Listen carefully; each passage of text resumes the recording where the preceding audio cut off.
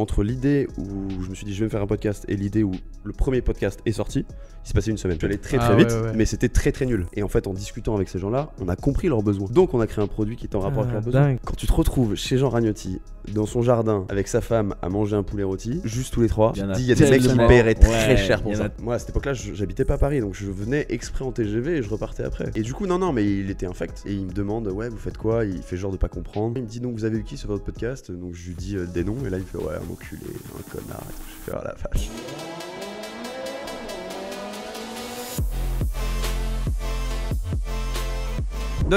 Donne-moi ton meilleur clap d'enregistrement.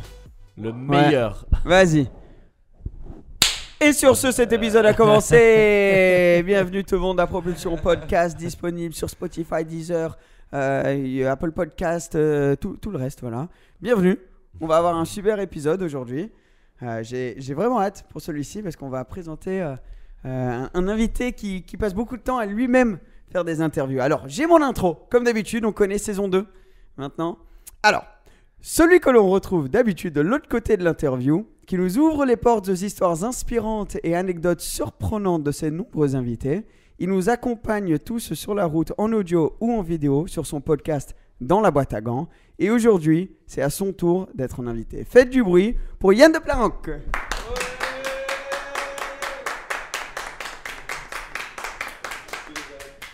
Ouais. Si vous regardez en YouTube, vous allez voir qu'on a un... Oh, le salto arrière. Waouh.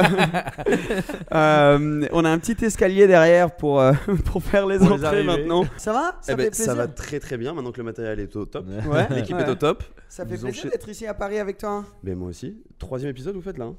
3e épisode qu'on fait, ouais, exact. Et toi, la dernière fois qu'on s'est vu, c'était à Paris aussi au salon, mais nous, on avait fait notre épisode en inversé, du coup, j'étais sur ton podcast. Exact. À Genève. À Genève, et c'était il y a peut-être un an maintenant, non? Ouais, quelque chose comme ça, je crois. On avait une superbe Porsche, et je vais me faire fumer si je me trompe dans le numéro.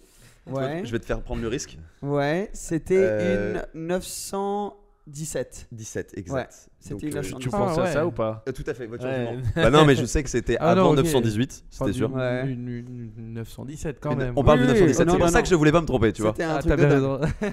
C'était vraiment un truc violent, hein, cette voiture. Non, c'était incroyable comme setup. Et effectivement, je crois que tu avais déjà l'idée du podcast à ce moment-là, non? Ouais, on en avait déjà parlé. On en avait parlé avec Charlie et tous les gens de mon agence qui en avaient discuté avec moi.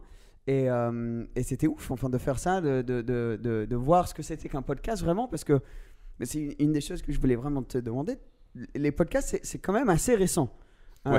Enfin, disons toujours très récent. Ouais, exact. Le fait que ce soit très populaire, c'est assez récent. Ça a combien de temps à peu près? On a une idée. Enfin, le concept d'un podcast, c'est un show radio. À la radio. Oui, voilà, mais le mot, si tu veux, il vient de... C'est Steve Jobs qui l'a inventé.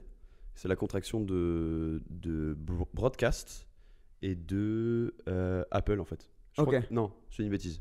Bref, en tout cas, c'est Steve Jobs qui l'a inventé dans les années 2000.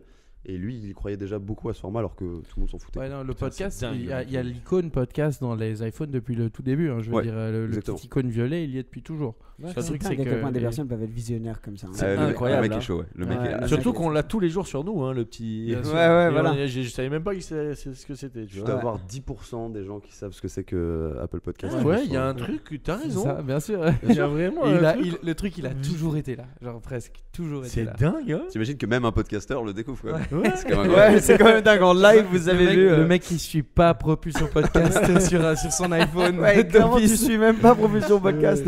Ah ouais? Bah oui, bah si t'as jamais ouvert l'application. Ah ouais, non. C'est tout là. Oui, okay, voilà. bon, Bref, voilà. Emric, on te présente Emric. Moi je suis en live. Moi je suis quelqu'un qui vit le moment, d'accord. T'as tout à fait raison, c'est ce que je veux faire. Exactement. Mais parce que toi, tu t'es lancé quand même tôt dans le monde du podcast. Pourquoi?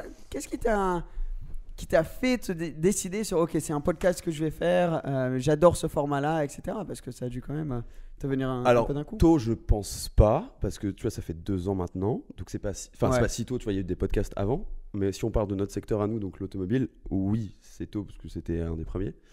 En fait, ce qui s'est passé, c'est tout simplement que moi, l'automobile, je connaissais personne, et je voulais intégrer ce monde. YouTube, les essais automobiles, ce que tu peux faire, tu le fais très bien, il y en a plein d'autres qui le font très bien. Je me suis dit, c'est saturé, tu vois. Qu'est-ce que je vais amener comme plus-value? Enfin, rien. J'écoutais beaucoup de podcasts et je me suis dit, qu'est-ce qu'il y a sur l'automobile? Rien qui me plaît, donc je vais le créer.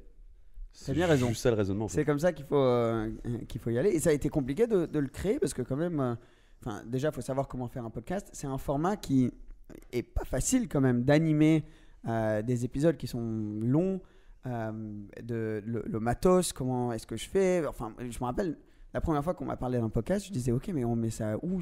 Il faut mettre sur Spotify et Apple. Enfin, c'est tout un nouveau truc, tu vois. T'as galéré au début ou...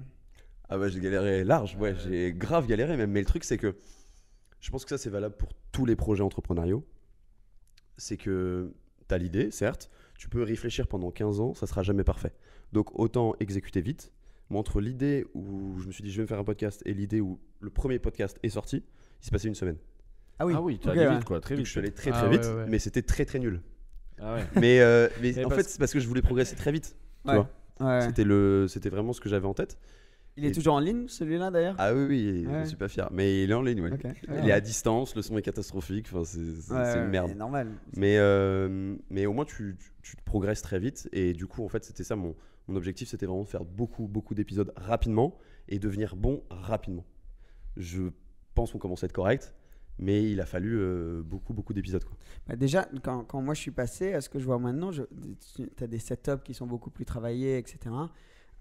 Et il faut constamment évoluer. Et surtout, quand tu trouves un milieu comme le podcast qui est assez nouveau, c'est non seulement toi, tu vas évoluer dans ce milieu-là, mais le milieu en lui-même est en train d'évoluer très rapidement. Mais tu faisais ça, enfin tu faisais quoi avant comme études ou autre? Parce que je veux dire, c'est pas facile non plus de parler comme ça. Enfin nous, bon, Seb est plus fort parce qu'il a l'habitude depuis tout jeune de faire ça.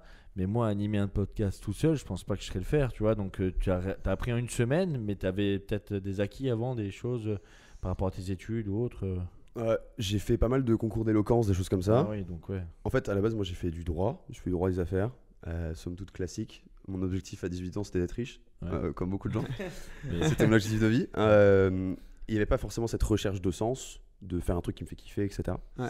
Et donc j'ai fait du droit, master en droit des affaires, je devais être avocat fiscaliste, finalement ça m'a gonflé, mais j'y suis un peu retourné, donc j'ai retravaillé dans un cabinet qui s'appelle Fidal, j'étais responsable commercial, et en fait, deuxième confinement, crise identitaire en mode j'ai un bon poste qui m'est proposé, et je me dis en fait c'est cool, mais je vais pas kiffer ma vie. Pas mon kiff. Hein. J'aurais peut-être ma Porsche 293 à 30 ans, mais voilà, c'est quoi. Enfin, ça ira pas. Et du coup, j'ai tout claqué et j'ai dit ok, maintenant c'est l'automobile et rien d'autre. Sauf que va rentrer en automobile quand tu connais personne, c'est compliqué. Et donc j'ai monté des petits business d'achat, revente, mais en fait vu que j'avais pas les moyens d'acheter et revendre des voitures, je faisais en fait du broker quoi. Bah, comme toi tu as pu faire sur des vraies caisses. Moi c'était avec des merguez, mais ça c'est un autre débat. Et en fait ça prenait pas, enfin ça matchait pas quoi. Et en fait un peu par hasard. J'ai écrit un article sur LinkedIn. Alors ça va être très chiant, ça va être la minute vraiment, il va falloir mettre de la musique je pense. Non, mais vas-y, moi ça me fascine d'entendre ça. En fait j'avais écrit mon mémoire sur le développement des business models des avocats d'affaires en France. Voilà, donc c'est le titre le plus long du monde. J'avoue. J'avoue, ça a pris 1 minute 30 juste pour dire le truc. L'enfer. Et le truc, qu'est-ce que tu veux que je fasse de ça, sachant que je ne voulais plus bosser dans ce milieu-là. Donc je m'étais fait chier à faire 80 pages sur un truc qui m'intéressait plus. Enfin qui m'a jamais intéressé d'ailleurs. Et je me suis dit, ça a quand même de la valeur, ça doit intéresser des gens. Donc j'ai mis un article sur LinkedIn en disant, ceux qui veulent, je vous envoie le truc par message en fait. Et je l'ai envoyé à 200 personnes, je pense, des gens assez qualifiés du milieu. Parce que ça intéressait vraiment. Ouais, de ouf. Donc j'ai eu certaines propositions d'emploi, mais je leur ai dit, non merci, en fait, moi c'est pas ce que je veux. Et par contre, il y a eu 2 mecs, 2 petits jeunes qui, je dis 2 petits jeunes, ils avaient mon âge, et qui vendaient justement du conseil en développement commercial pour les avocats d'affaires. Chose que moi je faisais chez Fidal. Et je m'étais rendu compte d'une chose, c'est qu'un avocat, là on sort vraiment de l'automobile. Non, mais c'est bon. Non, mais t'inquiète, on parle de ton histoire. Un avocat en fait pense être de manière générale, un avocat d'affaires pense être un super commercial. Or souvent c'est de très bons techniciens, mais pas de bons commerciaux. Moi j'ai toujours eu le côté business, ça a toujours été un truc qui me fait kiffer. Et du coup en fait il me chiait souvent dans les bottes parce que j'étais le petit jeune, pas avocat, donc on respecte pas. Et donc quand ces 2 mecs me contactent pour le document, je leur dis par curiosité, mais comment vous avez fait pour réussir à vendre vos prestations à des avocats de renom comme ça, alors que vous avez des petites têtes de branleurs et que vous n'êtes pas avocat quoi.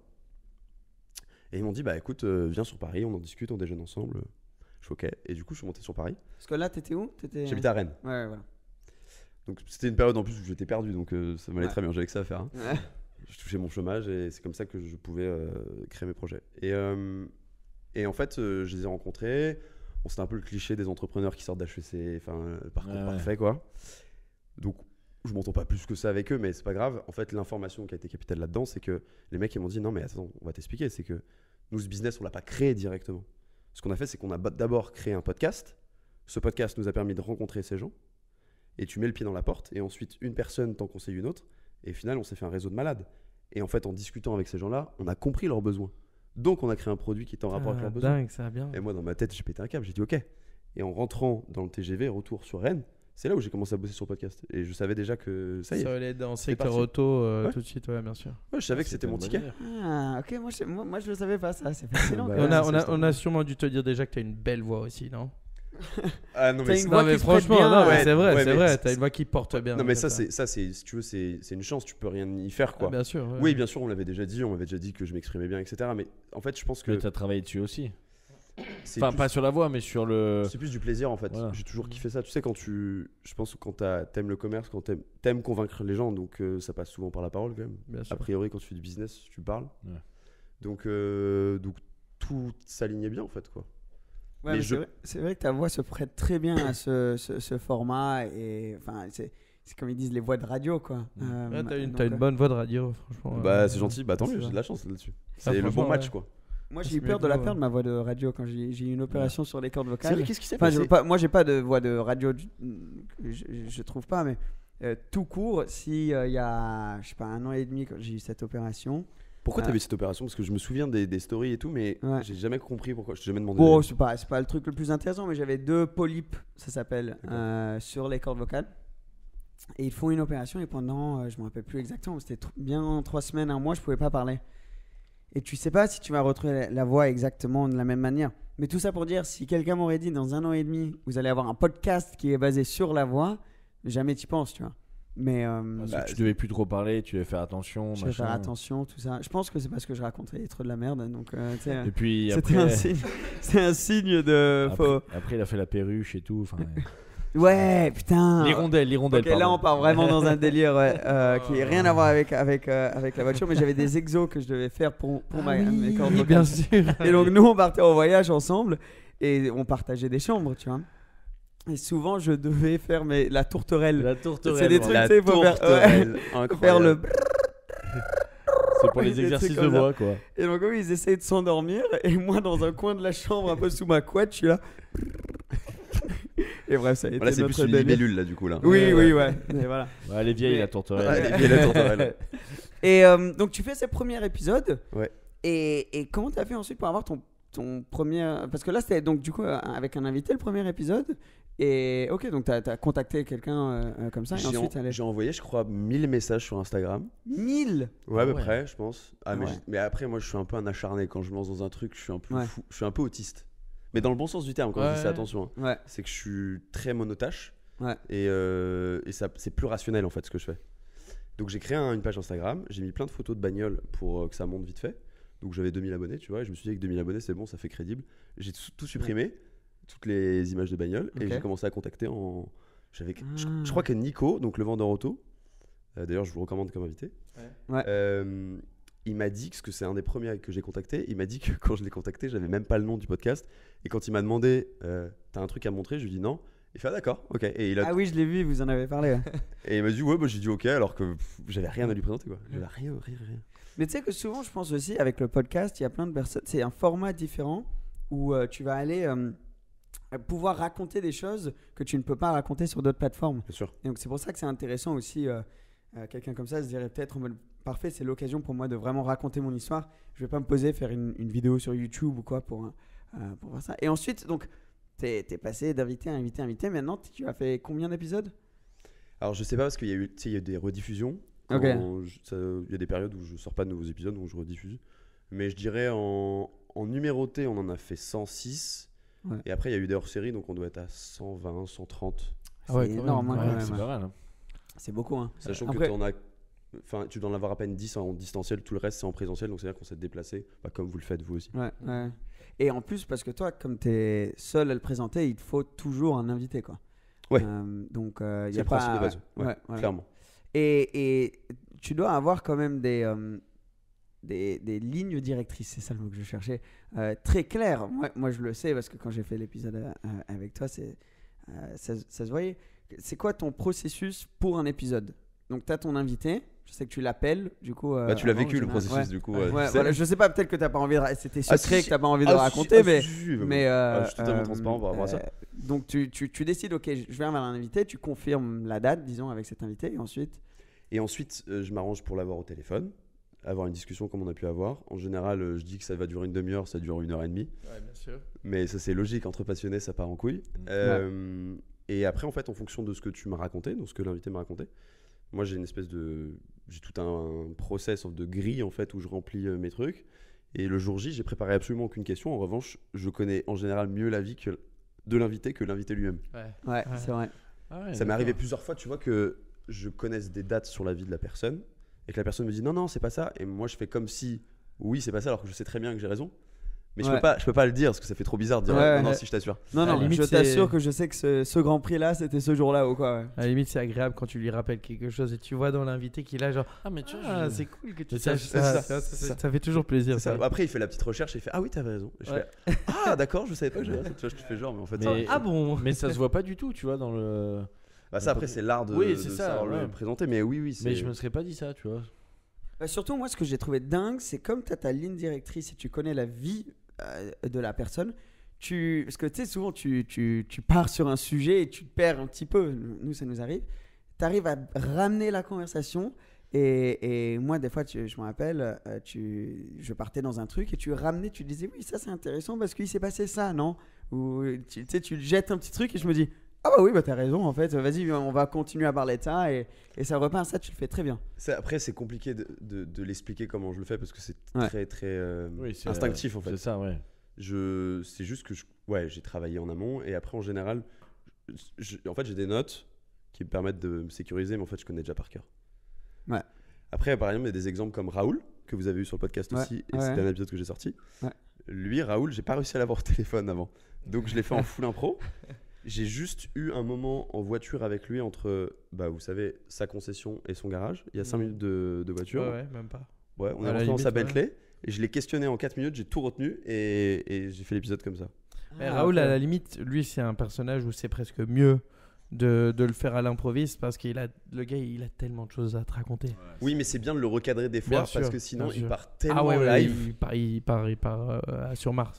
Mais c'est vrai que Raoul, tu mets une pièce et souvent, il est parti pour. C'est fou. C'est un bon personnage, quoi. Enfin, c'est un bon client. C'est un super personnage, ce gars. Et moi, ce que je trouve dingue, c'est que Raoul n'a jamais fait un effort vraiment pour être populaire sur les réseaux. Mais tout le monde le connaît. Ouais. Tu vois, il poste ses stories et voilà. Mais en fait, le gars, c'est tellement un personnage. Et il a tellement des voitures de dingue. Il les utilise tellement de la meilleure manière possible qu'il est devenu connu sans même vouloir l'être. Tu vois. Et son gars, maintenant, lui, quand il se balade dans la rue et tout, en plus, il est tellement reconnaissable. Bah oui. Raoul, c'est un peu le rêve de tous les jeunes d'aujourd'hui qui veulent devenir Instagrammeurs, YouTubeurs, machin et tout. Lui, sans le vouloir, il y est arrivé comme ça, tu vois. S'il y mettait un peu d'effort, à mon avis, il pourrait avoir un Instagram avec des millions de followers et tout. C'est sûr. Et parce que tu as dû, à travers tous ces épisodes, tu as rencontré des personnes incroyables. Tu as écouté des histoires et quand tu communiques avec quelqu'un de cette manière-là, c'est juste toi et la personne qui discutent pendant 1 heure, sans téléphone, sans rien, de leur histoire. Il y a un lien qui est quand même particulier. C'est intime. C'est super privilégié. Mais ça, tu vois, je me rends compte que maintenant, j'ai mis du temps à me rendre compte à quel point j'ai de la chance de. C'est inestimable en fait, ces moments-là. C'est vraiment inestimable.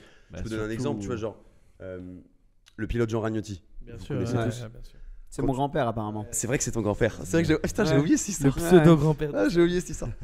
Quand tu te retrouves chez Jean Ragnotti, dans son jardin, avec sa femme, à manger un poulet rôti, juste tous les trois, tu te dis, il y a des mecs qui paieraient très cher pour ça. Il y en a tellement qui paieraient cher pour ça, c'est un truc de malade. Bien sûr, c'est que quand tu valorises le temps des gens, je veux dire, c'est magnifique. D'avoir eu 1 heure de son temps, c'est incroyable. C'est la chose la plus inestimable, vraiment.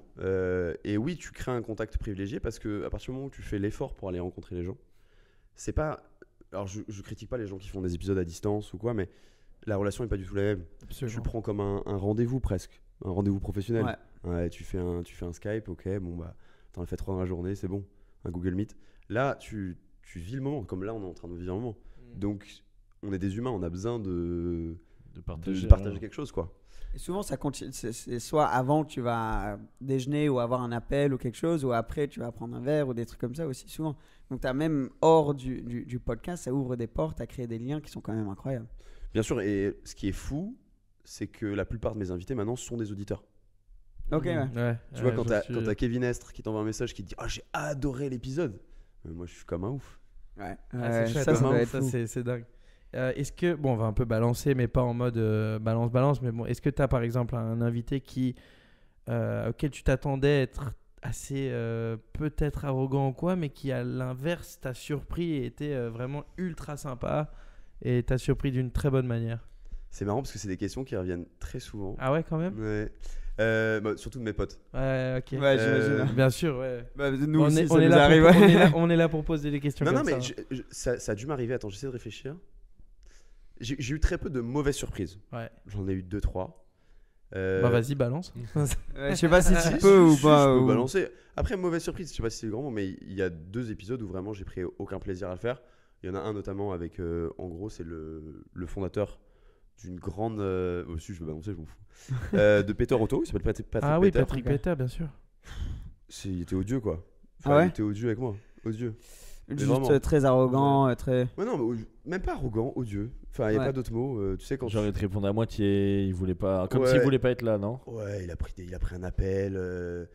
Moi, à cette époque-là, j'habitais pas à Paris, donc je venais exprès en TGV et je repartais après. Ah oui. J'avais pas encore le jet, mais ça va venir après. Et du coup, non, mais il était infect. Ça, c'est horrible parce que toi, oui, il te donne son temps à lui, mais le Mais temps il te que donne tu as pas vraiment. passé toi dessus, Ouais. c'est dingue. Enfin, il y a un minimum de respect à avoir. Mais il te donne pas vraiment son temps parce qu'en réalité, derrière, Ouais. il se permet certains Je comprends pas trucs. pourquoi il a accepté. Voilà, c'est ça. Je ou peux des pas personnes vraiment en t'expliquer pourquoi, et d'autant plus que si tu veux, quand je suis arrivé dans la pièce, donc ça avait été set up par quelqu'un qui avait géré son agenda, qui avait aussi un podcast pour Peter Otto à un moment. Et il me demande, ouais, vous faites quoi? Il fait genre de pas comprendre. Je l'avais vu au téléphone avant, pareil, la préparation catastrophique. Ouais. Je vais lâcher l'affaire. Et à un moment, il me dit, donc vous avez eu qui sur votre podcast? Donc je lui dis des noms, et là il me fait, ouais, un enculé, un connard, et tout. Je fais, ah la vache. Ah ouais. Et donc c'était ça, donc ça te met tout de suite dans une ambiance où en fait tu dis, bah mec, moi je veux repartir. Ouais. Sauf que ça m'arrive plus maintenant, mais c'était une époque où je vivais pas du podcast. Ouais. Je donnais tout pour ce truc-là, mais ça me rapportait pas 1 euro, ça me coûtait de l'argent. Et moi en fait j'étais tellement déterminé que genre j'étais là pour une mission, prendre l'épisode, Ah bien sûr. que je passe un bon moment ou pas, tant pis, les gens ils ont pas à le savoir, je dois produire, je dois sortir un épisode. Ouais. Je suis en mission, quoi. Ouais. Et j'étais en flux tendu parce que j'étais tout seul, je gérais tout. Maintenant il y a Vincent qui est avec moi, qui est mon associé, qui s'occupe de toute la partie image, enfin qui m'enlève beaucoup de taf, Qui est un gros taf d'ailleurs. énorme taf, et puis il est très fort. Et donc ouais, ça c'est un très mauvais moment. Et tu dois en avoir dans l'autre sens des Ah ouais. super. Ouais, moi tu dis. je pense que je suis de nature trop optimiste, donc je retiens surtout les bons moments. Ouais. Je pense que l'humain de manière générale a tendance à se souvenir plutôt des bons moments. Il y en a plusieurs, hein. Bah, je vous ai parlé de Jean Ragnotti. Ouais. T'as quand même réussi à faire revenir Dominique Chapat. D'ailleurs, qui habite juste à côté de Ah ouais chez nous. Ah ouais, Ouais. Ah, ok. C'est quand On est dans le c'est- donjon. Le donjon, c'est Le exactement ça. donjon, les C'est cachots. quand même un monument de la télé dans l'automobile. Pour la petite histoire, Dominique Chapat, c'est Turbo qui m'a contacté pour le faire. C'est pas moi qui suis allé chercher. Ah ouais? Ah, intéressant ça. Et en fait, moi, j'avais pas forcément. C'est pas que j'avais pas envie de le faire, mais j'avais entendu des trucs sur Dominique qui font que je me questionnais sur le fait qu'il soit vraiment passionné automobile. Ok. Parce que c'était vraiment le critère pour moi qui est important. Tous mes invités doivent être passionnés. Et donc, en fait, c'est le producteur de Turbo qui m'a contacté, qui m'a dit, ouais, pourquoi t'as pas fait Chapat, machin. Je l'ai au téléphone. Et je lui ai dit, ok, pourquoi pas. Je me suis dit que c'était aussi une opportunité parce que forcément, je savais que ça allait marcher. Ouais. Ouais. Bien sûr. Et ça a été très compliqué à faire, Chapat. Parce qu'il a pas voulu préparer des masses l'épisode. Du coup, j'ai dû appeler 8 personnes qui m'ont donné des infos. J'ai dû tout recouper. Enfin, ça m'a pris des jours à préparer. Mais le tournage est bien. Après, c'est pas le tournage qui m'a le plus marqué, honnêtement. Mhm. Non, mais c'est juste que c'est quand même enfin, Ça fait combien de temps qu'il bosse là-dedans? Ça va faire au moins ça fait, 40-50 ans. Ouais, c'est un monument de C'est un l'automobile. monument Bien de sûr. l'automobile. Il a 75 ans, hein, attention. Ah ouais? Ah, On c'est dirait fou, pas hein. du tout. Ouais, Hein. c'est Personne. pas du tout, ouais. Et ouais, 75 ans. Ah, j'aurais dit 60, 65. Genre. Ouais. Ouais, tout le monde pense ça, mais 75 ans. Ouais, Ah, non, c'est vrai Et ouais, avec Ragnotti, ça a dû être fou aussi. ouais, c'était fou. Ragnotti, c'était fou. Je pense que le premier souvenir fou que j'ai, c'est François Dellecourt. Ok, ouais. Pourquoi? Parce que c'est le moment où j'ai dit ok, ça va devenir mon métier. En fait, T'as tellement kiffé que t'as dit. il y a tout un contexte. En fait, j'arrive chez François, il habite à côté de Saint-Tropez. Il a une baraque de malade et tout. Et à cette époque-là, je faisais beaucoup de tournées avec mon ex qui se déplaçait avec moi. Elle faisait rien de particulier, mais juste voilà. Et j'avais amené aussi quelqu'un de ma famille qui est très très fan de rallye et qui voulait trop rencontrer François Dellecourt. J'avais eu François vite fait au téléphone 20 minutes, 2 semaines avant. Ça l'avait manifestement pas trop marqué cet appel. Et donc, Il a oublié. ouais, clairement. J'arrive là-bas. Le mec, Et le mec, il est avec 20 de ses potes. Il sort d'une balade de VTT. Il est en cycliste. Et c'est limite, il me dit, ouais, j'exagère, mais c'était limite, t'es qui quoi? J'exagère. Et en fait, ils sont tous en train de bouffer des sandwichs et tout, un peu en retour de balade quoi. Donc ils sont fatigués, tous transpirants et tout. Je fais ok. Donc c'est un peu bizarre parce que tu arrives dans un lieu que tu connais pas, tu es chez la personne, lui il sort du sport. En tenue de En cycliste, tenue de cycliste. qui n'est pas la plus adaptée en général. La plus jolie non plus. Je filmais pas trop à l'époque, donc ça allait ça. Et j'avais le stress de que les 2 personnes avec qui j'étais se sentent à l'aise aussi. Donc tu veux t'occuper de ces gens-là aussi. Donc là, moi je dis wow, le bordel. Et pendant 1 heure, ils sont en train de bouffer, discuter. T'as ces potes qui viennent me voir qui disent podcast, c'est quoi un podcast et tout. Ouais, là, la oh là là classique, là là là là là. Tu sais, ils arrivent même pas à prononcer le mot. Je pense qu'on vous l'a fait. Podcast. Podcast. tout le temps. Ouais. Tout le temps. On la connaît celle-là. Et il y a un moment, en fait, j'ai dû être ferme. C'est bizarre. T'es dans la maison de quelqu'un et tu dis bon, François, on y va. Mais tu sais, faut porter ses couilles de faire ça parce que t'es pas chez toi quoi. Il peut te dire bah fais non, pas. toi t'y vas, ciao. Ouais, c'est ça. Exactement. Et il me dit ok, bah on va dans la salle de cinéma, on fait ça. Donc déjà il a une salle de cinéma, tout le monde n'a pas une salle de cinéma. Voilà, nickel, à Saint-Tropez, ça fait plaisir. Il est pas exactement à Saint-Tropez, mais bon, je vais pas dire comme ça en antenne. Et L'adresse On exacte. connaît tous pas Grimaud, je dirais. et en gros, donc on va dans cette salle et le truc c'est qu'il y a tous ses potes qui nous suivent, tu vois. Et moi à ce moment-là, je suis pas aussi à l'aise en podcast que je peux l'être maintenant. Donc t'as 20 personnes qui arrivent ultra dissipées, qui sont en train de gueuler fort et tout. Je Ils dis, sont oh là venus là. pour voir. Ouais, pour voir. Ah ouais, le Et public. Toi, niveau son, t'as dû paniquer, non? Ah, je paniquais sur tellement d'autres choses que je pensais pas à ça. Et je me dis, ok, bah, y a pas le choix. De toute façon, maintenant, mec, t'es là, faut assumer, quoi. Donc, on s'installe sur un canapé, lui s'allonge et tout. Je fais, oh là là là là. Il s'allonge carrément, genre. Il est en mode chill. Et donc, t'as mon ex qui s'installe. La personne de ma Allongé famille sur aussi. lui aussi. Oui, exactement. Il y a 20 gars autour. Ils sont tous sur leur téléphone, tu vois. Tous les mecs sont sur leur téléphone. Ils s'en battent les couilles en soi. Ouais, bien sûr. Et donc, à un moment, je suis obligé de dire, bon, bah, silence, quoi, on va commencer. Et donc là, on commence. Et moi, à ce moment-là, j'avais encore les casques comme vous. Donc, il était isolé complet, en fait, François. Et j'étais dans ma bulle. Moi, de toute façon, à partir du moment où je suis lancé, je suis focus, je vois plus rien, il se passe rien. Il y a un incendie, je le vois pas. Et donc, on fait l'interview. Ça dure 45 minutes. Mais il envoie du lourd. Hein. Il envoie des histoires, donc il n'avait jamais parlé. Il y a de l'émotion, il y a une connexion, je le sens, en fait. Il se livre, quoi. Il y va. Et en fait, moi, je me suis pas rendu compte d'une scène, c'est que au moment où on termine, tu as tous ses potes qui se lèvent, qui commencent à applaudir. Et là, en fait, tu as tous ses potes qui le regardent, et qui c'est des potes de 20 ans, qui lui disent putain, mais François, tu nous avais pas dit ça, et tout. Et là, il y a François qui regarde, il fait mais les gars, vous vous rendez pas compte? Genre, c'était la meilleure interview de ma vie. Et ce mec-là, en rallye, il en a eu beaucoup d'interviews à l'époque. C'était quand même un pilote. C'est un grand pilote, ouais, bien sûr. Je pense que ça a été le pilote le mieux payé au monde pendant un moment en rallye, il y a une époque. D'où la salle de cinéma. Ouais, il s'est mis bien, t'inquiète pas pour lui. Et du coup, en fait, c'est très bizarre parce que c'est un peu gênant comme situation, tu sais pas trop où te mettre, mais en même temps, tu te dis waouh. Enfin, moi, il m'a fallu 2 jours pour redescendre vraiment. Et je me suis dit, j'ai vécu un moment tellement fort que ouais, c'est ça que je veux faire. Et genre, en fait, pour la petite histoire, après, François était attendu, donc c'est sa femme qui est rentrée, qui a dit ouais, faut qu'on y aille, on a dîné et tout. Et il a dit non, c'est mort, je vais faire un tour de buggy avec Yann et tout. Et genre, on a fait un tour de buggy parce qu'il a je sais pas combien d'hectares, bref. Et on était à 160 entre 2 arbres, il était en train de me parler en me disant non, mais t'inquiète, je suis à 70%. Moi, j'étais en train de me chier dessus. 70% à 160, entre 2 arbres. Tu sais, c'est les canams là, les canams de 200 chevaux, les trucs qui marchent une tonne. Et puis le mec est trop fort, enfin, il a un coup de volant que. C'est ça, l'autre truc, c'est que tu vois vraiment les coulisses de la vie de ces personnes, quoi. Donc non seulement tu les rencontres, mais tu vois, Irignotti, chez lui, tu prends le poulet avec lui, et là tu fais un tour comme ça. Ça me fait fort penser, c'est complètement à part. Je sais pas si vous regardez ces interviews, c'est des interviews hip-hop qu'un mec qui s'appelle Nardwuar fait. Et c'est un mec, c'est un personnage complètement déjanté, mais le gars il interviewe des gens et il leur sort un vinyle qui a à voir avec leur enfance parce qu'il y a une adresse dessus, quelque chose. Il leur sort un autre truc.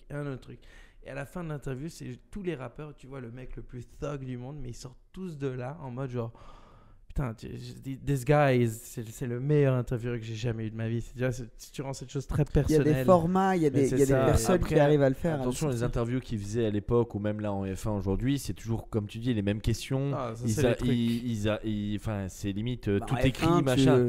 Là, tu touches la personne direct. Juste de rentrer chez lui déjà de base, t'as gagné 40% de l'humain, genre, parce que t'es chez lui, genre, c'est son intimité. Parce que l'F1, honnêtement, quand je regarde les interviews en F1, je me dis, je pourrais te prédire ce qu'ils vont demander et je pourrais te prédire la réponse. Bien sûr, c'est du small talk, bien sûr. C'est du mémorisé, quoi. Moi, je pense même que le terme interview, moi, j'avoue, quand on me dit tu fais des interviews, je suis un peu vexé parce que pour moi, c'est pas des interviews, ni ce que vous faites. L'interview, c'est quelque chose de très codé. Rapide. De très rapide. Pour moi, le cliché de l'interview, c'est le joueur de foot, sortie de match. Ouais. On lui dit qu'est-ce que t'as pensé du match. Bah écoute, on a marqué des buts, on a une bonne défense. Exact. On espère qu'on va prendre les 3 points pour le prochain match. Enfin, c'est tout le temps la même chose. Tout le temps. Je pense qu'à partir du moment où tu crées une connexion avec les gens avec qui t'es, c'est plus l'interview. Je pense qu'on doit vous le sortir aussi. C'est toujours, on a l'impression que c'est une discussion entre potes, que vous connaissez depuis des années. Quand tu arrives à faire ça, c'est que c'est ce qui est magique, quoi. En fait, nous, la raison qu'on voulait le faire à 3, c'est parce que on est très, très bons potes. C'est pour cette ambiance-là, tu vois. Donc, et justement, comme tu as dit, pour pas que ce soit trop cadré comme un interview plus traditionnel. Donc, c'est justement ce qu'on dit à chaque personne qui nous demande comment ça va être. On dit à chaque fois, c'est une discussion entre potes sur le monde auto. C'est pour ça, souvent, on a une bière. D'ailleurs, on aurait dû se prendre une bière là aujourd'hui, mais bon. Ça arrive. Et de l'eau, c'est très bien aussi. On en prendra après, t'inquiète pas. Ouais, voilà, exact. Est-ce que tu dois avoir quand même des personnes qui te restent sur une liste de j'aimerais tellement faire un interview? Si je te dis une personne encore en vie et une personne qui n'est plus avec nous, si tu pouvais faire un interview. Une personne qui n'est plus en vie, Johnny Hallyday. Ouais. Ah ouais, c'est beau. Harley Davidson. Très très bon choix. J'aurais adoré. Il avait une Cobra lui aussi. Très bon choix et très rapide la réponse. Ah ouais, parce que j'y ai déjà réfléchi. Il avait Hier soir, j'y ai pensé avant de dormir. Non, mais vraiment, c'est quelque chose que je me fais souvent ces réflexions-là. Et la liste change par contre pour les personnes vivantes. Elle évolue beaucoup. En fait, dans la liste, je vais vous donner des noms. Je dirais pas ceux qui sont en cours parce que je vais vous laisser le suspense. Okay. Il y en a qui sont en cours. Ouais. Il y a peut-être des trucs qui vont surprendre. Gérard Depardieu. Wow. Ça, ouais, ça serait dingue ça. Il a beaucoup de casse, lui. Enfin, je sais qu'il aime bien manger, mais. Et il a, comme tout grand acteur. Non. Je te laisse en parler, je veux dire. Oh non, mais moi je dirais pas plus là-dessus, mais non, il est surtout moto. Mais il est très caisse aussi. Ah mais ouais. Ça, il y a peu de gens qui le savent. Oui, parce que c'est ça, moi Gérard Depardieu, je le vois en mode un bon vivant, quoi. Tu fais une bonne table avec lui, moi je suis 100% d'accord. Tu vois. Toi, t'es un bon vivant et t'adores les caisses. Hein. Oui, mais j'en parle. Là, j'ai pas souvent entendu. Oui, parce qu'on lui demande pas, justement. J'ai oublié de l'appeler pour lui poser la question. C'est Dominique Chapat qui en parlait pendant son épisode de Gérard Depardieu. Et on verra si ça se fait. Dingue. Quel personnage ça. Sinon, SCH. Ah ok, ouais, cool. Stylé. J'aimerais bien qui d'autre. Gasly. Ouais. Je pense que c'est le pilote que je voudrais avoir en F1.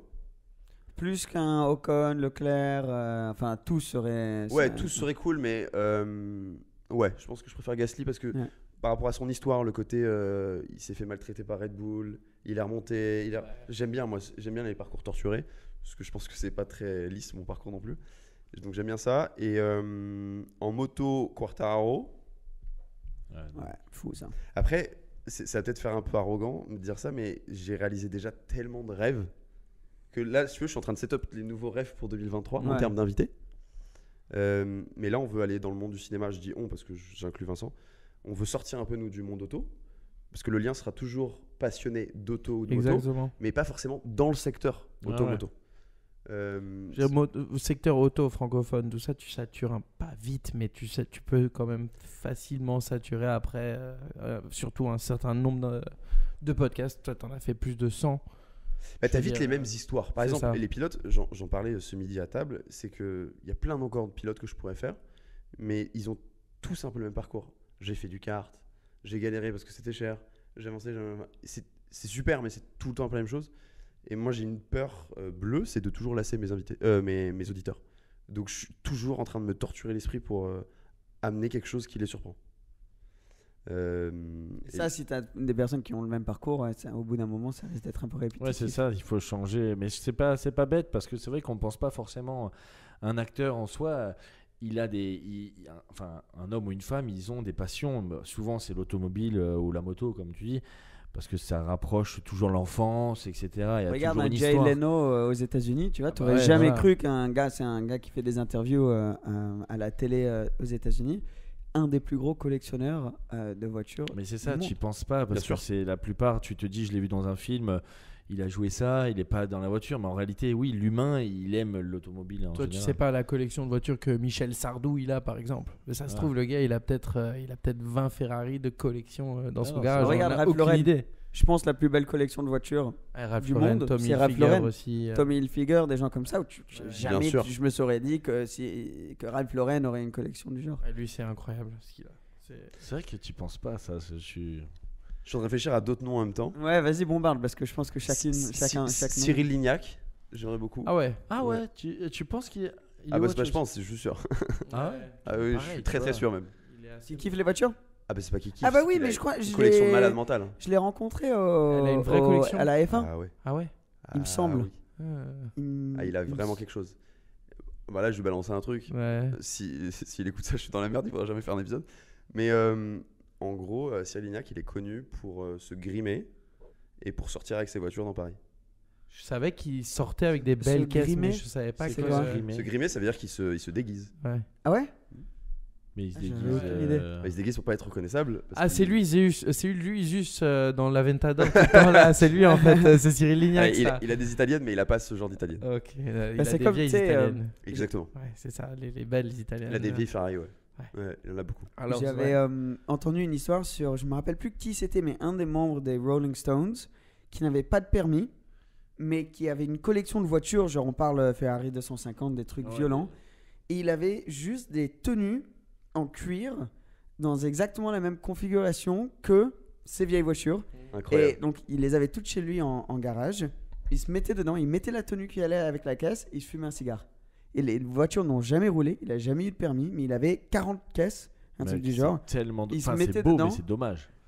Oui, c'est ben, il Ouais, avait pas de mais- permis, il voulait pas Ouais. rouler dedans, c'était pas son kiff. Oui, mais c'est Mais il se préservé. disait, c'est bon. C'est ça, oui, oui. Je veux dire, Tu vois, j'avais tendance à dire comme toi, c'est dommage de pas rouler les caisses et tout.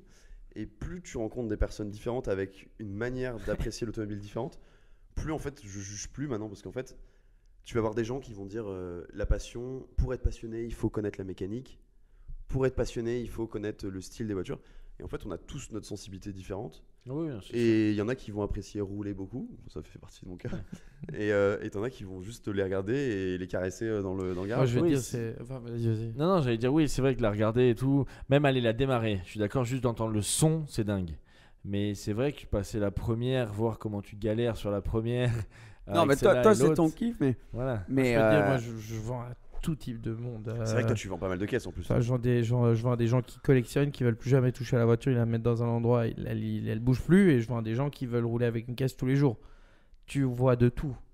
Je vais dire que la plupart des gens âgés sont ceux qui rouleront avec le plus parce qu'ils veulent mourir avec leur caisse, ou alors c'est leur rêve d'enfance. Les plus jeunes sont ceux qui les stockent quelque part, qui les mettent, et la voiture elle Et va à la pas courir. retraite, il la sortira peut-être. Peut-être, ou alors ils la sortiront pour un concours une fois par an, ou ils l'emmènent au Grand Prix de Monaco, ils passent le week-end à rouler avec, et après ils la ramènent chez eux. À la limite, mais ils mettront jamais plus de, allez, on va dire, 200 gros numéro, 500 km sur la voiture par an, si pas par 10 ans, tu vois, ça dépend de la personne. Donc tu as tout type de monde. Parce que toi, tu roules beaucoup quand même. Pour aller faire tous tes épisodes, tu fais beaucoup de kilomètres. Hein. Ouais, on a calculé là. Je crois que cette année, enfin, en tout cas, moi en perso, j'ai fait plus de 20 000 km. Ouais. Ah oui, ok. Ouais. Tu sais, comparé à toi, tu dois en faire quand même pas mal aussi. Moi, j'ai fait 70 000 avec le boulot. Hein. 70 000 hein, une année. Ah, vache. Avec un pour aller faire tous les berlingot. chantiers, tu sais, en berlingot. Parce que j'ai en fait dans mes décorations, on part aussi un peu dans toute la France, etc. Et en fait, maintenant, on a dû acheter un deuxième camion et jouer avec les deux, parce que sinon, j'ai gardé le camion une année et changé vite en fait. Ouais, il devient vite juste. Et dans ces kilomètres, t'as pu tester des trucs sympas quand même. Testé... Ouais, c'est ça. Ouais. Moi, c'est toujours plus ça avance, plus c'est cool quoi. Enfin, c'est hallucinant. T'imagines, genre il y a 2 ans, je connaissais personne et la voiture la plus cool que j'avais dû conduire, c'était une Xara VTS, voiture que j'adore hein, au demeurant, que je veux m'acheter un jour. Mais là, tu vois, j'ai fait une tournée, j'étais en 718 Spider. Enfin, c'est n'importe quoi. T'es passé du coq à l'âne. Ouais. C'est n'importe quoi. Et j'avais une M3 compétition pour Noël là, tu vois. Qu'est-ce que t'en penses alors? Incroyable. Ouais. Absolument incroyable. J'ai jamais roulé moi. Je sais que tu vas en avoir une qui va. Ouais, mais c'est pour ça que je te demande, mais j'ai jamais. C'est incroyable. Alors, je suis pas fan moi de la dalle complète, parce que je pense que je suis un peu un vieux con. J'aime bien les compteurs, mais j'ai rien à dire. Enfin, les sièges sont fous. La voiture. C'était les sièges baquets? Ouais, sièges baquets. Ils étaient confortables? Ouais, je trouve très bien. Ok. J'ai tellement hâte de la conduire. Non, parce que il y a des personnes qui m'ont dit que les carbones sont vraiment pas confort du tout, donc c'est pour ça. Mais après il y en a qui disent oui. Moi, si tu veux, je peux te faire 1000 km avec la moto que vous avez vue à côté. Ouais. Moi, sous la pluie, je m'en fous. Oui, voilà. C'est un siège baquet en cuir, y a pas de douillette. J'étais au chaud, tout va bien. Et le moteur est incroyable. Je l'ai emmené sur quelques parkings. Désolé BMW France. Je l'ai emmené sur quelques parkings pour drifter un peu. Trop marrant. Alors je suis nul, hein. Je suis vraiment nul, mais c'est très rigolo. Je l'ai fait sur un grand parking en toute sécurité pour pas. Fermé, bien sûr, naturellement. Fermé avec des dames qui passaient comme ça, ils me regardaient avec des grands yeux. Qu'est-ce qu'il fait lui là-bas, le jeune? Il est con, il tourne en rond. Le mec est fou. Et non, c'est génial. Mais tu sais, moi je réalise toujours pas d'avoir que les constructeurs me prêtent des caisses comme ça pour partir en tournée et ils sont contents de me les prêter quoi. Moi je leur dis les gars, elle est où l'arnaque quoi. Enfin, c'est fou. Ouais. Et oui, tu sais que moi j'ai ça aussi quand des personnes te disent est-ce que tu aimerais rouler avec cette voiture, t'es là, tu regardes, t'es sûr? Ouais. Il y avait un truc qui m'a marqué moi ça. Ouais. Quand on était chez toi et qu'il y a un McLaren qui t'envoie un message pour te proposer de rouler avec cette voiture, la fameuse rouge là. Ouais, 765 Spider. On est monté dedans, j'ai dit mais ils t'ont prêté comme ça, genre. Ouais, je dis mais ils sont, enfin c'est beau, tu vois, mais ils te font vivre le moment. C'est incroyable. C'est vrai que c'est quand même, tu t'aperçois pas que tu as une voiture qui est prêtée mais qui coûte énormément d'argent et. Enfin, je sais pas, moi, c'est fou. C'est fou. Et encore, tu sais, les journalistes auto, les Top Gear, tout ça, eux, c'est en mode tiens, prends une McLaren pendant 3 mois. Des trucs comme ça. Là, c'est un niveau. Ouais, là, c'est après, c'est autre chose encore.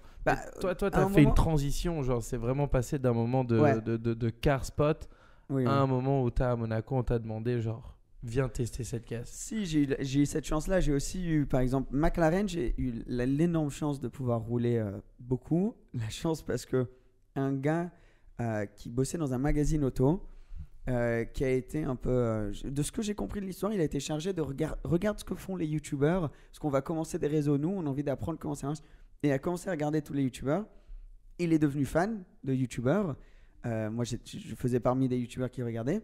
Ce gars se fait ensuite embaucher par McLaren pour gérer leur truc digital, et le gars est fan de la chaîne, donc il m'a envoyé des messages tout le temps en mode tiens, il y a la nouvelle qui sort dans 2 semaines, est-ce que tu veux? Donc, mais ça prouve aussi que votre métier est dingue parce que vous arrivez à faire, à prouver qu'en gros il y a du potentiel dans votre job. Je veux dire, c'est pas, McLaren aujourd'hui ils n'ont pas besoin de vous de base normalement de base, mais en fait oui. Aujourd'hui, oui. Aujourd'hui, oui. Je sais pas s'ils ont besoin, mais je pense que c'est un plus. En fait, c'est comme du branding. C'est le genre de truc tu dis, on n'en a pas besoin aujourd'hui nécessairement. Mais c'est sûr que c'est une bonne chose. Mais un jour, si on ne le fait pas, on en aura peut-être. Il vaut mieux le faire maintenant avant que tu le réalises. Tu vois, c'est plus ce truc-là. Surtout que c'est une nouvelle audience. Si c'est une audience jeune, peut-être que demain, il n'y en a pas 8 qui vont débarquer chez McLaren pour s'acheter une caisse. Non, c'est sûr. Mais peut-être dans 15 ans. Tu vois, si eux, ils voient ta réaction d'une manière positive vers une voiture, Tu vois, moi par exemple, une Aventador, comme on en parlait, ou une 997, parce que j'ai grandi en regardant cette voiture sur Top Gear, sur tout ça. Aujourd'hui, je peux me le permettre, j'irai acheter ces voitures-là, tu vois. Donc c'est cet aspect-là, c'est de montrer au monde ce que peuvent faire tes voitures, parce que c'est cool de montrer un design, mais par exemple, si c'est une voiture qui est plus sur le côté mécanique, etc. de la voiture, tu as envie de mettre en avant plus que juste le design. Tu peux pas faire ça sans prêter ta voiture à quelqu'un. Donc voilà, il y a plein de raisons. Je pense que c'est aussi... Enfin, en tout cas, pour moi, c'est encore plus simple que ça. C'est tout simplement que les gens qui gèrent les parcs presse m'écoutent. Oui, donc, aussi, en fait, ouais. Ils m'envoient des messages et ils disent ouais, c'est trop bien ce que tu fais. Au fait, je gère la parc presse. Si ça te chauffe, tu peux prendre des voitures. En fait, c'est toujours passé comme ça. Et comme Emeric disait, c'est juste fou comment c'est devenu. En anglais, on dit relevant. Je sais pas comment on dit exactement. Pertinent, Pertinent, c'est ça. Ça a gagné une pertinence qui est aujourd'hui indéniable. Et que si tu. Je veux dire, aujourd'hui, je pense à ça rapidement, mais dans 15 ans, tu auras peut-être. Plein de gamins qui voudront acheter une 287 GTB parce que toi, tu as sorti la vidéo. GMK en a fait une, machin en a fait une autre, lui aussi. Enfin, il y a plein de. Enfin, on verra l'influence que ça a dans c'est Et il n'y a rien de plus Ouais, cool que quand quelqu'un te dit genre ah putain j'ai acheté cette voiture après avoir vu ta vidéo, tu vois, des trucs comme ça. Et ça c'est fou parce que tu fais sérieux, ouais trop bien. En fait tu t'as dit qu'il fallait modifier ce truc ce truc là et je l'ai fait ensuite. C'était beaucoup mieux sur la voiture. Et à chaque fois quand quelqu'un te dit ça, ils disent ah j'ai acheté une voiture grâce à ta vidéo. Je suis tout le temps en stress.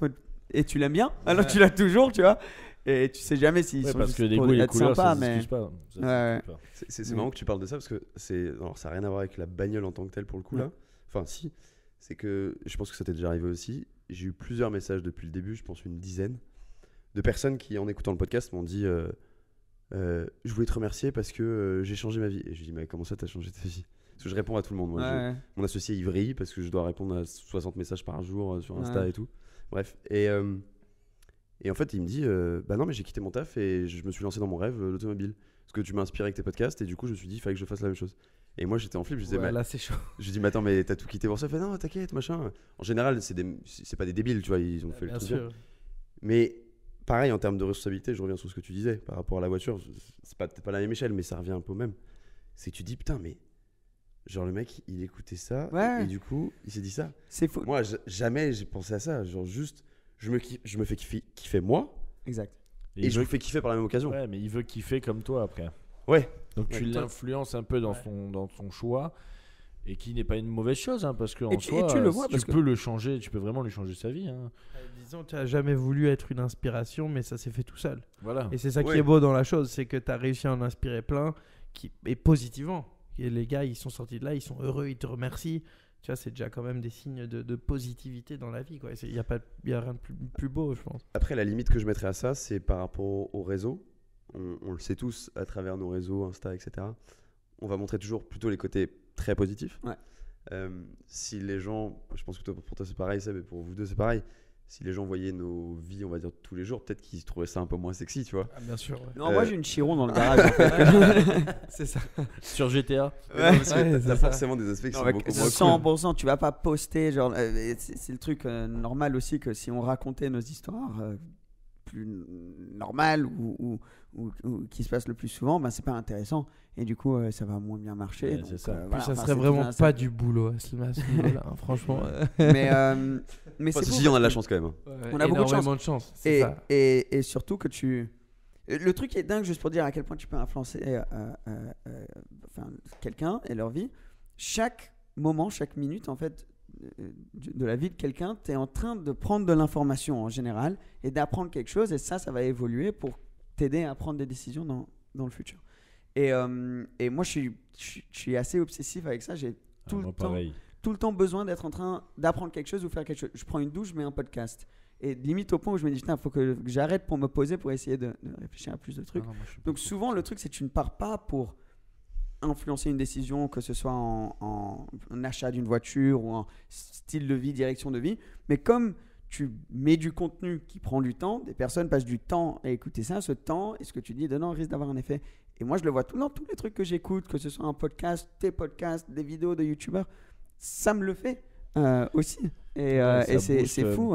Ça booste un peu, c'est-à-dire que quelqu'un qui va t'écouter, il va peut-être se dire, bon, je suis à ça de passer ma décision, et là ça m'a boosté, j'ai envie. Mais même nous là dans le podcast quand on discute, tes histoires ou les histoires de d'autres invités, ça me booste moi dans mon quotidien perso, qui n'est pas l'automobile, Absolument. mais qui me donne envie de peut-être voir autre chose, enfin continuer à faire autrement ou essayer de faire d'autres choses, je sais pas, ça te booste. Et aujourd'hui, c'est le podcast, c'est YouTube. Avant, c'était le papier tous les matins, c'était journal du matin. le journal du matin, c'était les nouvelles, c'était la radio. Le dimanche C'est matin. c'est exactement ce qui se passe depuis toujours. Ça change de plateforme, quoi. Ouais, c'est clairement. C'est marrant que tu parles de boost parce que ce que tu dis, moi je le vis vraiment, dans le sens où des fois, comme tout le monde, tu as des moments où tu as moins envie, tu es moins dedans. Et dès que je sors d'un épisode, un épisode qui est bam, je suis remonté à bloc. T'as envie de J'ai envie de retourner le monde. de retourner, ouais, C'est ça. dingue, hein, ouais. C'est assez fou quand tu fais un bon épisode et tout. Peut-être avant, ouais. c'est dur. Je disais, c'est un peu comme la salle. Et même quand Tu tu vas l'écoutes, c'est hein. comme aller à la salle. Je fais plus trop en ce moment, mais, Ouais, mais tu vois ce que je veux dire, c'est ouais. un peu ça. C'est au début, tu dois tout préparer, tout ça, tu y vas. C'est le plus dur, c'est d'y aller. Une fois que tu es dans l'épisode, tu es dans ton monde, c'est génial, tu pars.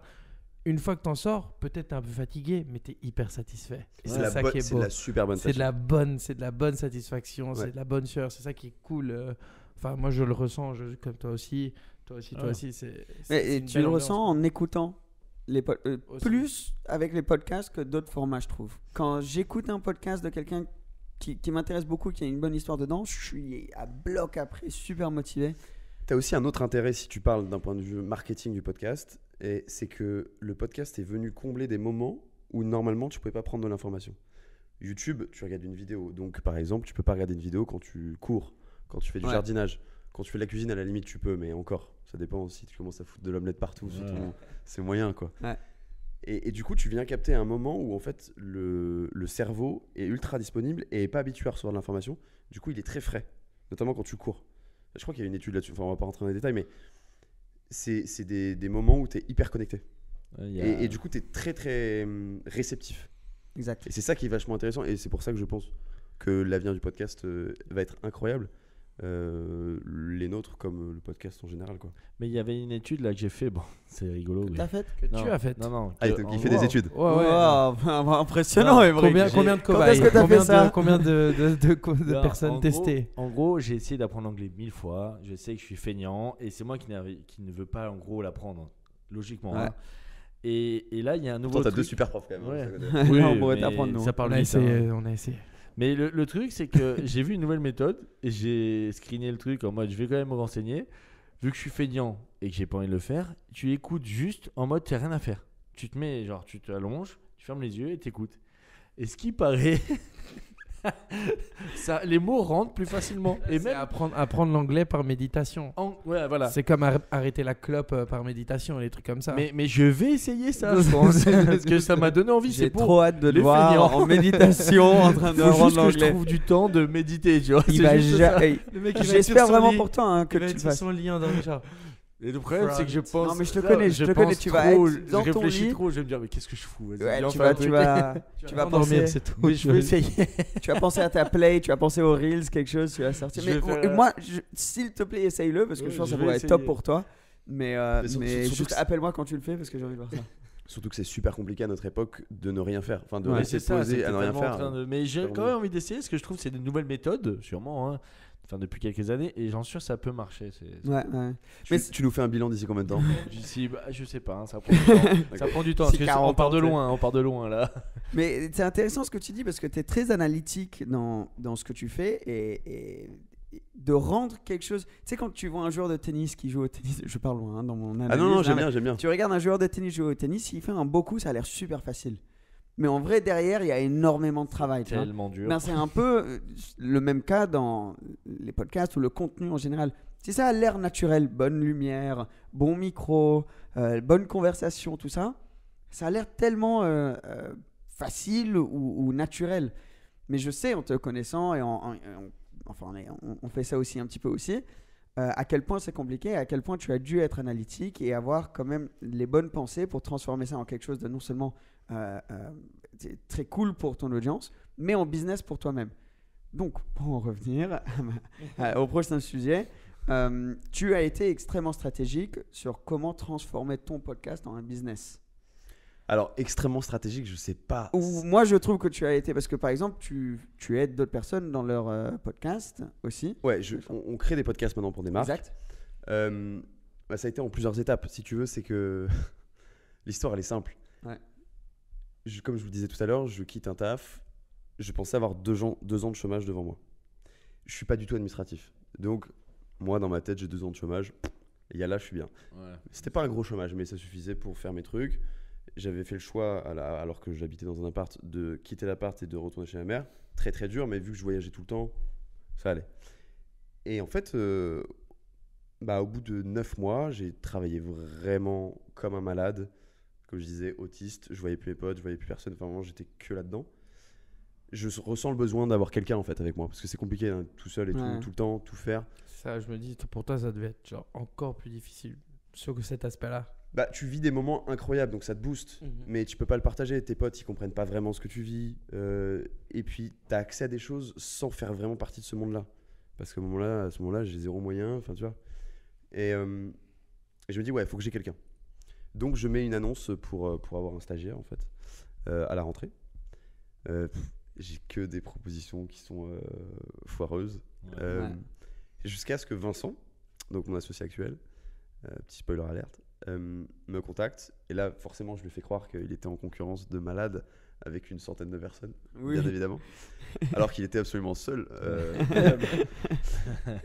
Et en fait, ce qui se passe, c'est que on se voit à Paris. À ce moment-là, c'est le moment où je m'installe à Paris, moi.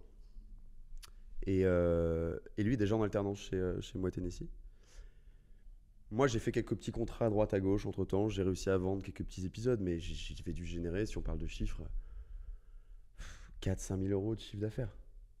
Donc, tu es en micro-entreprise, donc tu payes ton URSSAF et basta, le reste, c'est pour toi. Mais tu peux pas vivre avec ça, c'est pas possible. Ouais. Les gens se rendent peut-être pas compte, mais... À Paris, c'est ça le truc. En plus, à Paris, mais rien qu'en frais fixe sur le podcast, j'en avais pour 1 500 euros par mois. Donc, je perdais de l'argent, quoi. Et puis j'avais tapé dans toutes mes économies, j'avais pété mon PEL, enfin le classique quoi. J'avais plus rien, j'étais à sec. J'avais mis all-in. Et c'est ça, ouais, t'as fait tapis. Ah ouais, j'ai mis tapis. Et donc en fait, Vincent étant déjà en alternance, je lui dis bah mec, je peux pas te prendre en stage déjà en alternance. Et là, je peux le dire maintenant parce que c'est du passé, mais en fait on a juste fait un truc basique, c'est-à-dire qu'on a dit bah on va faire ça au black quoi. C'est-à-dire que je lui versais des pourcentages des contrats et je lui dis mec c'est simple, il arrive en septembre. Moi, en septembre, je me rends compte que j'ai pas 2 ans de chômage, mais 1 an, et qu'en fait, mes droits sont terminés. Donc, j'ai plus une cacahuète. Merde. Et j'ai plus une thune. Quand je dis que je suis à sec, je suis à sec. Et il était hors de question que j'aille voir ma mère en pleurant, parce que de toute façon, ma mère, elle m'aurait dit, va te faire enculer. Donc, comme ça aurait été réglé. Simple. C'est simple, ouais. Elle aurait dit, tu te démerdes, c'est pas mon problème. Et elle a raison. Et j'ai dit à Vincent, bah écoute, tu viens d'arriver, mais on a 15 jours pour faire de l'argent. Sinon, je suis dans la merde. Donc, je lui ai mis une pression folle. Avec le recul, je me dis, c'est n'importe quoi. Et là, en fait, on s'est mis en mode machine. C'est-à-dire que quand t'as pas le choix, tu fais des trucs que t'imagines même pas. Et donc on a commencé à générer quelques contrats. Donc c'est très simple, on vend des épisodes à des marques. Un épisode comme on peut faire là aujourd'hui, sauf que la personne parle de sa marque. On facture. Si vous voulez parler de tarifs, je m'en fous. À l'époque, on vendait ça pas cher. On vendait ça entre 700 et 2000 euros. Maintenant, un épisode, c'est 10 000 euros. Donc si tu passes au podcast, c'est sponsorisé, c'est 10 000. Par contre, maintenant, on a une couverture médiatique qui permet d'avoir une vision qui n'est pas du tout la même. Donc, c'est pour ça que c'est plus cher. Mais c'est comme ça que ça s'est lancé. Et donc, Vincent, mon associé, a fini son alternance. Et à son alternance, à la fin, je lui ai dit, mec, qu'est-ce que tu veux faire? Tu veux prendre un taf ou tu me rejoins vraiment à l'aventure? Et donc là, on a monté une SAS, tous les deux associés. Donc maintenant, il faut qu'on sortir 2 salaires. Donc c'est... c'est d'autres problèmes. Vous savez ce que c'est que j'ai une entreprise, donc c'est pas vous que je vais expliquer. Mais les gens se rendent pas compte. Vivre d'un podcast. Ouais, l'URSSAF, ouais, bien sûr.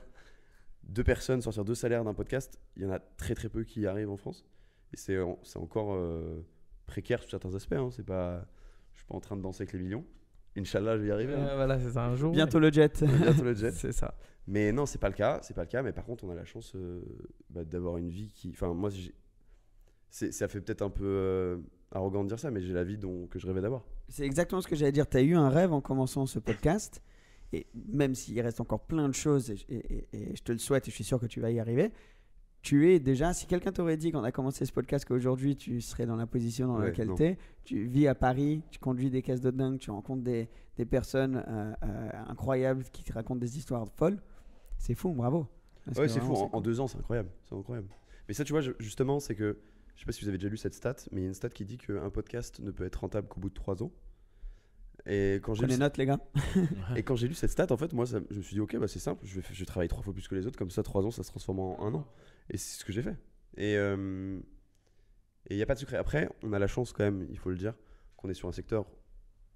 Et il faut qu'on arrête avec ce discours qu'il n'y a pas d'argent dans l'automobile. C'est faux, il y a de l'argent dans l'automobile. J'en ai marre d'entendre ça. On ferait un podcast sur la pétanque. Ça serait plus compliqué. Ouais, bien sûr. Sur les mais fleurs, comment tout ça, ça. il n'y a pas d'argent dans l'automobile? J'entends C'est tout le n'importe temps quoi. ce discours. Genre, c'est la crise, on n'a pas d'argent, machin.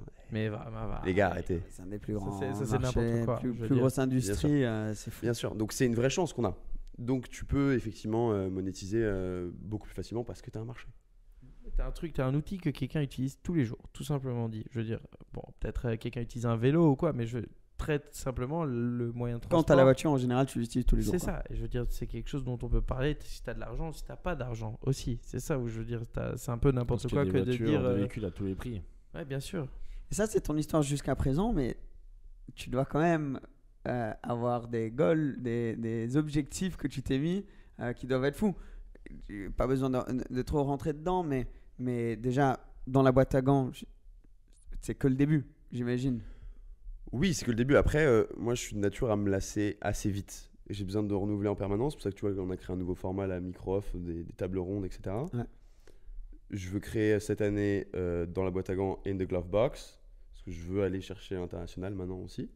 Donc, je veux créer vraiment une entité différente parce que je pense que si je mets de l'anglais sur le podcast en français, les gens ils vont être perdus. On sait que tu n'es pas le seul à galérer en anglais. C'est un peu le challenge qu'on avait. Moi, j'ai testé un épisode en anglais, ça n'a pas marché. Bah oui, mais je suis pas étonné. Je suis pas étonné parce que c'est 2 publics différents. Tu peux pas. C'est vraiment pas Mais possible. d'ailleurs, c'est un problème même pour moi parce que j'aimerais bien écouter des podcasts, enfin les vrais podcasts qui sont intéressants, souvent en anglais d'ailleurs.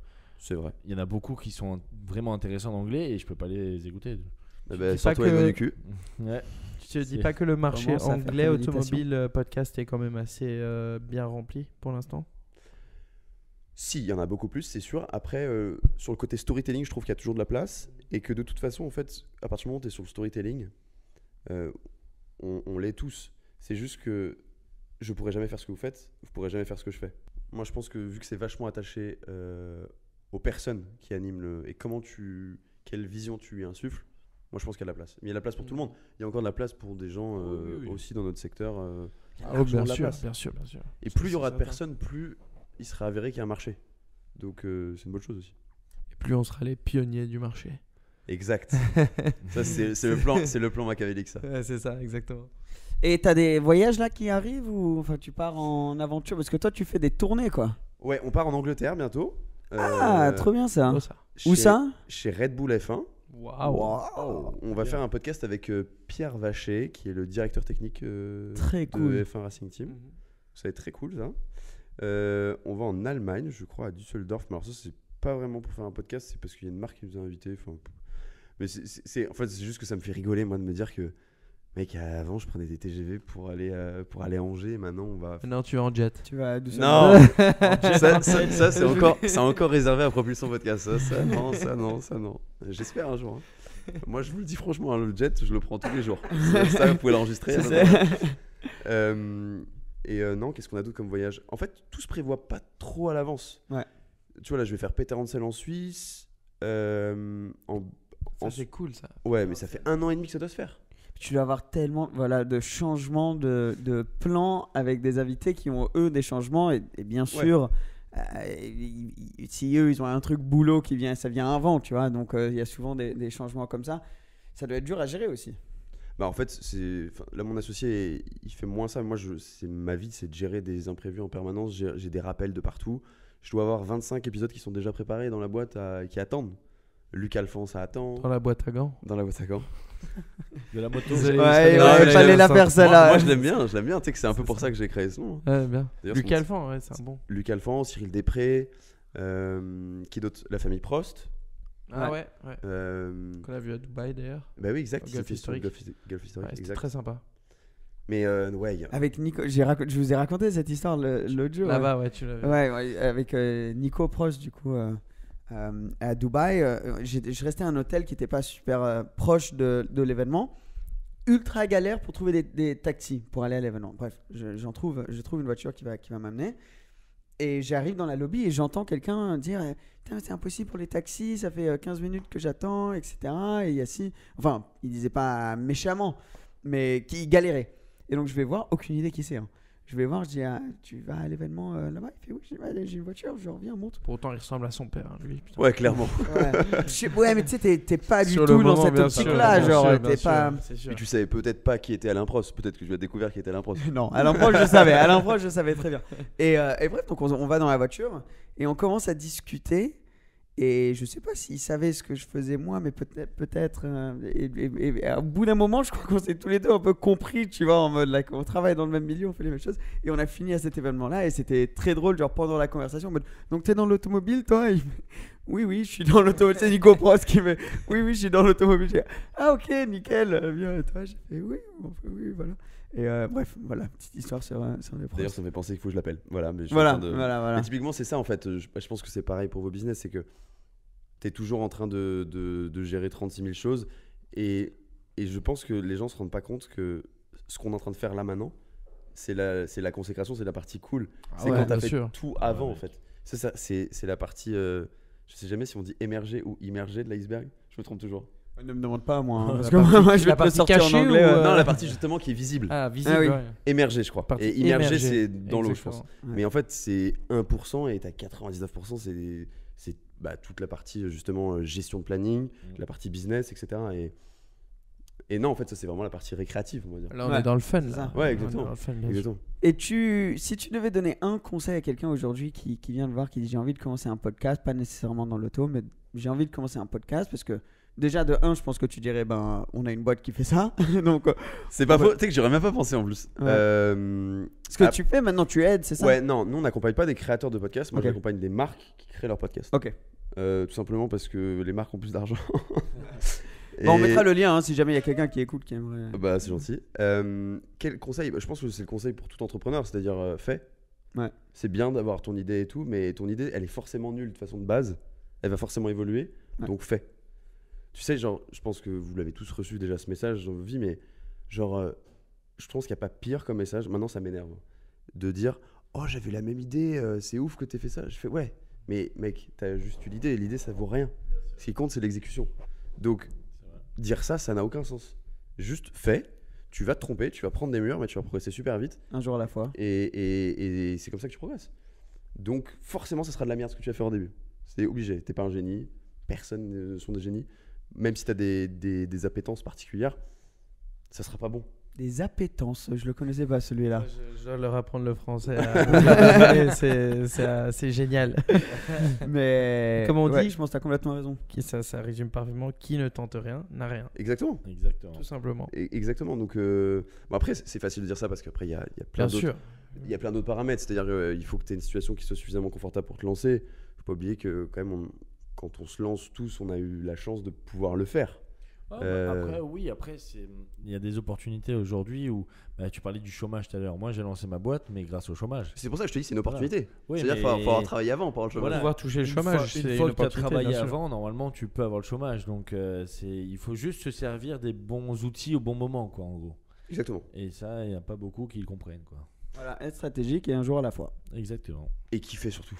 Ouais. Je pense que c'est oui, ça c'est très Je important. pense que c'est peut-être le truc basique qu'il faut surtout pas oublier sur la route. Et ça nous arrive tous, je pense, de l'oublier un moment ou un autre, c'est juste kiffer. Et quand tu l'oublies, recentre sur le kiff. Tout n'est pas kiffant, mais il faut qu'il y ait du kiff. Et sinon. Si tu kiffes ça pas, vient tu es moins productif, je trouve. Ouais. Parce que tu bien sûr. pars avec un caillou dans la chaussure. Et ça se ressent. Oh. Ça se ressent aussi. Hein. Je suis désolé. Je veux dire, si t'es là, tu Ouais. fais ton interview, tu fais ton podcast, tu fais quelque chose. Même à l'invité, tu lui fais pas ressentir que T'as envie. t'as un minimum de connaissances, que tu sais qui c'est et que genre tu as envie d'être là. Le gars, tu le désintéresses tout de suite et ça se ressent et c'est ça le problème. Moi, je veux dire. Je peux pas tricher là-dessus. Bien sûr, Non, c'est ça. c'est évident. C'est certain. Toutes bonnes choses sont faites avec passion. Sur ce, Et toutes bonnes choses ont une fin. et toutes bonnes choses ont une fin. Oh, les transitions chez Propulsion. Hein. Donc là, c'est le moment bière après, c'est ça? Ouais, ça. là maintenant on va aller prendre une Moi, bière. Ah. je suis venu que pour ça. Hein. Ouais. Alors, c'est, hein, Tu sais, maintenant c'est Il y en a- notre moi, truc, je les dirais gens qu'à ils la savent qu'on carotte, fait on l'a souvent pris. ça après. Ils savent qu'on va se faire une bière après. Il y en a Il y en a 4 qui ont très soif autour de ce canapé.